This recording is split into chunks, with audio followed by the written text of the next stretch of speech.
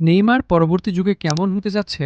সেলেসাওদের ভবিষ্যৎ লাইনআপ, তারুণ্য আর অভিজ্ঞতার মিশেলে কেমন এক বিশ্বজয়ী একাদশ সাজাতে পারেন কোচ?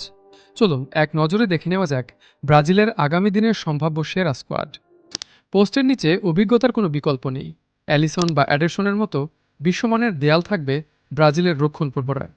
ব্যাকলাইনে লুকাস বেরালদো এবং এদের মিলিতাওদের মতো উদীয়মান তারকারা দলের প্রধান স্তম্ভ হতে প্রস্তুত। ফুলব্যাক পজিশনেও আসছে বড় পরিবর্তন, যেখানে আক্রমণাত্মক রক্ষণের জোয়ার সামলাবেন তরুণ ডিফেন্ডাররা। মাঝমাঠ নিয়ন্ত্রণে গতির সাথে বুদ্ধিমত্তার মিশেল ঘটাতে হবে। ব্রুনো গিমারায়েস এবং জোয়াও গোমেজদের মতো পরিশ্রমী মিডফিল্ডাররা ডিফেন্স ও অ্যাটাকিংয়ের সেতু বন্ধন হিসেবে কাজ করবেন। আর আক্রমণ তৈরি করতে ক্রিয়েটিভ মিডফিল্ডারের ভূমিকায় দেখা যেতে পারে নতুন কোনো তরুণের চমক। আক্রমণভাগী ব্রাজিলের আসল শক্তি। উইংয়ে গতি ঝড় তুলতে তৈরি ভিনিসিয়াস জুনিয়র ও রদ্রিগো। আর সেন্ট্রাল ফরওয়ার্ডে নাম্বার 9 পজিশনে প্রতিপক্ষের বুকে ভয় ধরাতে তৈরি ওয়ান্ডারকিড অ্যান্ড্রিক ও এস্তেভাও। গতি, ড্রিবলিং আর ক্ষিপ্র ফিনিশিং নিয়ে এই অ্যাটাকিং লাইন যে কোনো রক্ষণভাগ গুড়িয়ে দিতে সক্ষম।